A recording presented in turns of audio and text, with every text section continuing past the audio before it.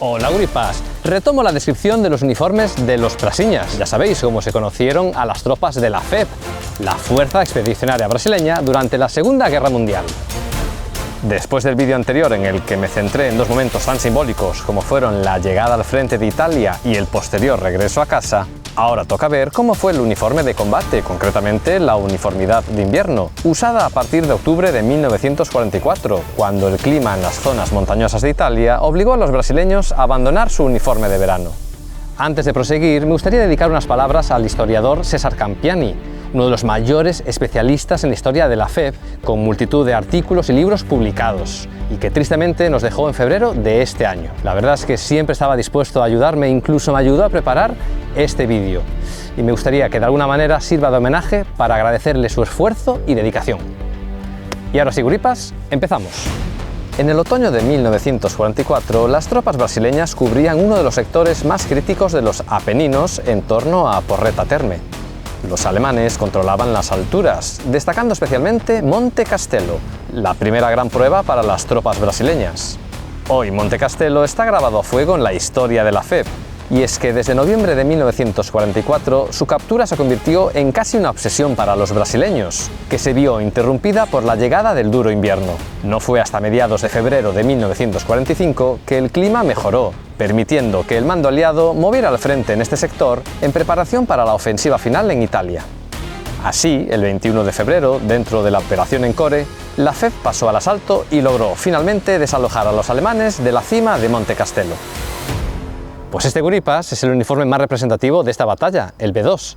Si recordáis el anterior análisis del uniforme brasileño, los brasileños también contaban con el uniforme B1, que es el mismo corte, solo que elaborado en algodón.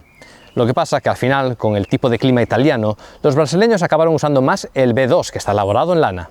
El color era oficialmente verde oliva, pero según el fabricante podía variar entre el verde gris, incluso un verde grisáceo que podía confundirse con el Feldgrau alemán.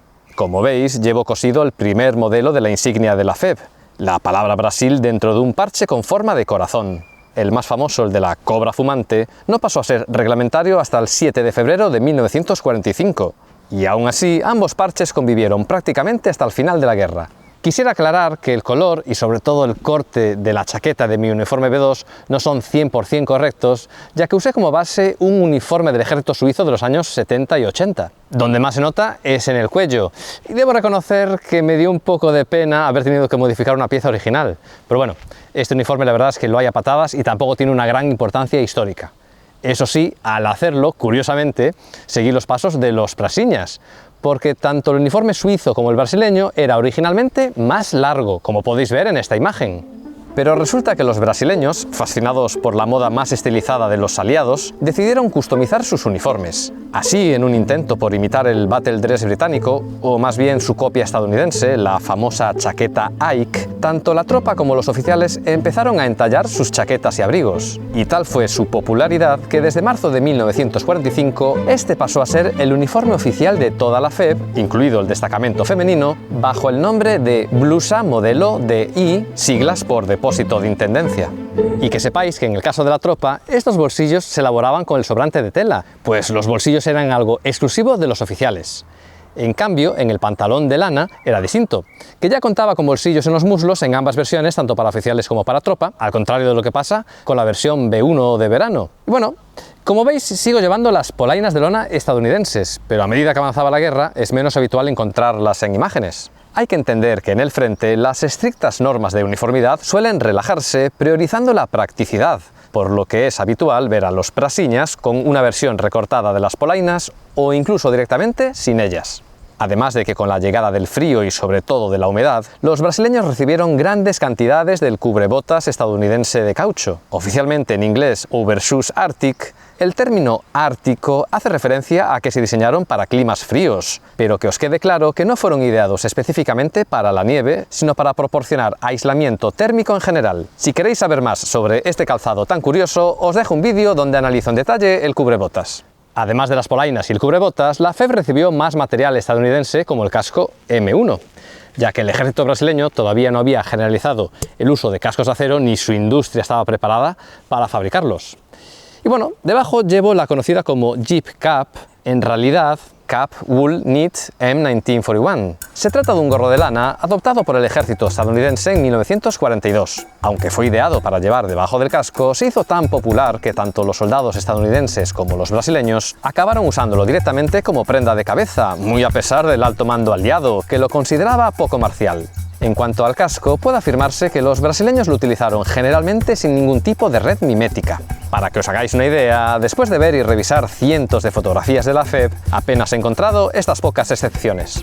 Ahora pasamos al equipo de combate, que a muchos os sorprenderá saber que era totalmente de producción brasileña, eso sí, idéntico al estadounidense, ya que se copió tal cual bajo el nombre de NA por norteamericano, aunque cuenta con algunas diferencias. Por ejemplo, el cinturón portamuniciones se diferencia del M1923 estadounidense no solo por la ausencia del marcaje US, sino sobre todo por el tipo de villa más extendida, como veis, de cierre tipo Mills. Por lo demás, el ceñidor es idéntico, ya veis, con los clásicos ojales para colgar otras piezas del equipo. En mi caso llevo un portaprimeros auxilios brasileño, que a diferencia del modelo original estadounidense no lleva ningún marcaje. Un caso diferente es la cantimplora. Un segundo que os la muestro. Se trata de un modelo original brasileño de antes de la guerra, para la que hubo que crear esta funda para llevarla con el nuevo cinturón.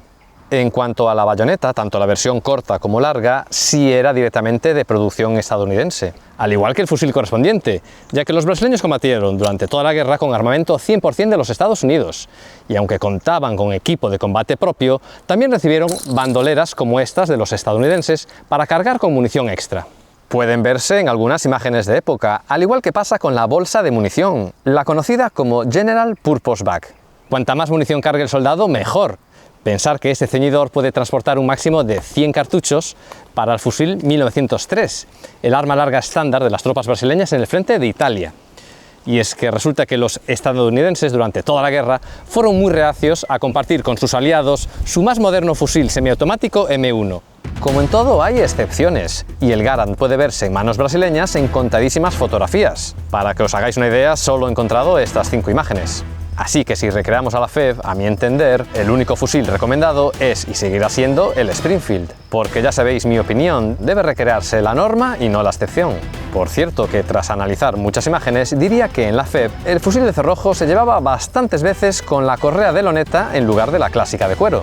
Y aunque antes comentaba que el uniforme brasileño fue 100% de fabricación nacional, lo cierto es que con la llegada del frío, la FEB se había visto obligada a recurrir a los almacenes aliados, recibiendo tanto el abrigo de lana como la famosa chaqueta tanker, forros de la chaqueta M43 y sobre todo la chaqueta M41, que aunque sea de algodón y tenga este aspecto más bien veraniego, en realidad abriga bastante, ya que está forrada en lana y funciona muy bien como cortavientos. Por eso es muy habitual ver esta chaqueta estadounidense en manos brasileñas.